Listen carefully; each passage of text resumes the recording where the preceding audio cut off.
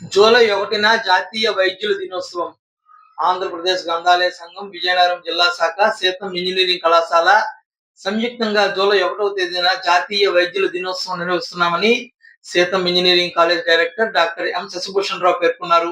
తోటపాలెం సత్య విద్యా సంస్థల వద్ద ఏర్పాటు చేసిన మీడియా సమావేశంలో కార్యక్రమం యొక్క ఆహ్వాన ప్రతులను ఆవిష్కరించి ఆయన మాట్లాడుతూ, వైద్యులు ప్రాణదాతలని, సమాజంలో వారి స్థానం ఎల్లప్పుడూ గౌరవప్రదంగానే ఉంటుందని అన్నారు.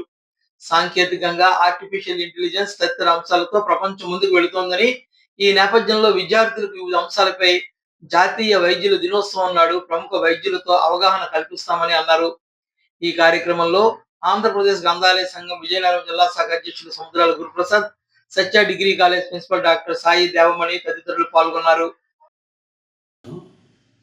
సో మనందరికీ తెలుసు ప్రాణం విలువ. అంటే ఏదైనా మనము సాధించవచ్చు కానీ ఇవ్వచ్చు కానీ ప్రాణం అయితే ఇవ్వలేము. కానీ ఆ ప్రాణాన్ని నిలబెట్టుకొని ప్రాణం ఇచ్చేవారు ఒకరే దేవుడు అంటారు. కానీ ఆ దేవుడు ఎలా ఉంటారో మనకు తెలియదు. కానీ దేవుడి రూపంలోని మనకు సర్వ్ చేస్తున్న వాళ్ళు డాక్టర్స్. ఈ డాక్టర్ దేవుళ్ళ దినోత్సవం జూలై 1న ఎవ్రీ ఇయర్ మనం జరుపుకుంటున్నాం.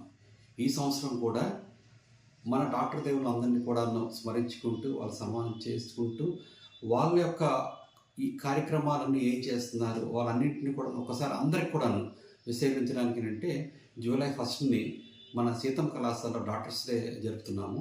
దీనికి గ్రంథాలయ సంస్థ ప్రెసిడెంట్ గారైన గురుప్రసాద్ గారి ఆధ్వర్యంలో ఇదంతా మన సీతం కళాశాలలో జరుగుతుంది.